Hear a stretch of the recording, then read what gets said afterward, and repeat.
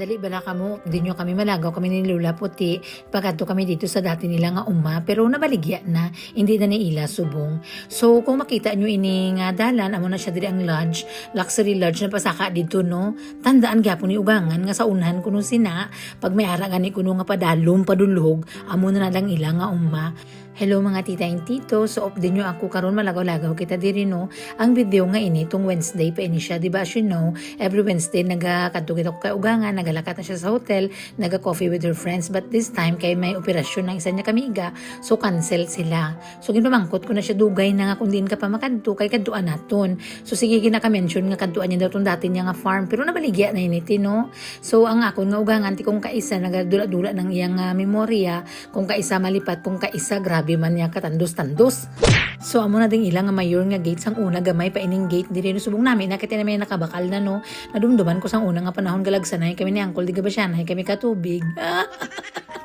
Kaysa sulod silang farm ay ara nagasang daw lima kuno ka the fish pond kumbala sa ato now kadala nag-inom mga kangaroo, mga emus, mga wild animals. Di galagsanay kami din ni Uncle Gabasyanay kami. Ay ti sweet pa ba sang una kay ti.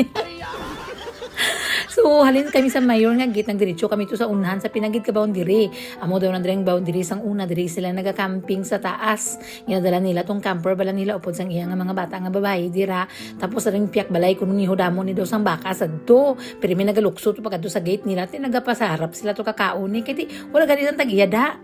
Kaya nga kuno gang nilaki sang una ti bago siya napatay, wala man na sila nagatanom sang mga crops dira no. So puro lang karnero ang ila dira nga ginalagaan. So ma-remember ko titong diri pa kami ni Uncle sa tuga sa kasaka kami to diri ko naga-drive. Diri ako first time nga naka-drive sang salakyan ni ugangan nga laki kiti wala man diri sang pulis malaga sakon na.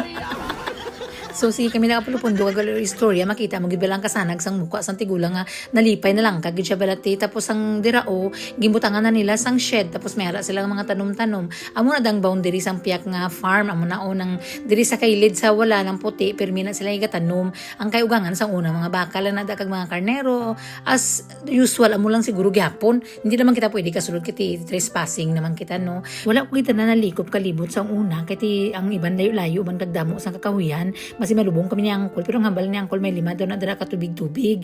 Nagkaduan ko lang duha kati amo lang tumas lapit-lapit. Ang hambal ni ugangan bayi nga kalapad sang farm nila is 500 acres. Kung sa Pilipinas hectares man kita nakasanayan naton so mga dira sa 200 hectares siguro amo nang kalapadon niya. Pero mostly mga kakahuyan gani tita amo nang damo sa mga wild animals. So at least ang ila lang dito nga purpose is para makagrow sila sa mga karnero sang una nga panahon. Ang kapanghakuroy ginantigulang kay kung balaan niya lang gali kuno tani nga mapuli ding bata niya nga subang ang bana ko tani wala ina doging baligya kaso sa tong panahon nga nadulang iya nga bana mga 2 years after wala naman sa may magkatipan dito ti kay puro busy bra layo man siya kag hindi niya kaya kag sa tunga time nang batsyag naman ang akong naugangan no so wala lagi sa may magkatipan dito sa farm kay puro may mga trabaho ang mga utod niyang call tapos layo man ang isa tapos ang isa diri busy man kay naga-teach gani so wala sang iban pang rason kundi baligya na lang kay mahal gani bala ang rate sa council tiaw every year may ginabayaran ka nga mahal tapos wala man lang sa may katipan so for sure natapos nang kita kalagaw-lagaw namon ginutuman kami. So nagbakal kami sang take away na lang ang kag napuli na kami sa balay ang akon nga para maulman sa tiil man kay ti wala ko kadalasang mayo nga sapatos. Anong bighal man akon nga nagsursandal ko nagdal shoes ba. Ti kabalo kita balang gamay-gamay balang tiil naton di tayo makaabot sa accelerator. Ti ang biyahe namon lagpas man karon 1 hour balikan kay layo. To dito bala pakadto sa farm ni Maring dumduman itong bago naton nga farm nga gingkadtuan na dito tunga-tunga dito kag nangliko kami sa tuo. Paabot sa balay tinangapi kami pero hambal niya ginami gid lipay-lipay gid siya kuno hambal ko bisan din ka makadto kay dulong taka kay para tayo yun ang aton nga pasipsip bala. Pagabot ko sa balay tinagabot ang akon nga budol online ba shopping tihaw kay ano kuno ni mapa drain sa imo da nga mga face. Puisit na budol na naman ko tapos ng grocery kami pagkapi kami klase na naman pagka Webes hi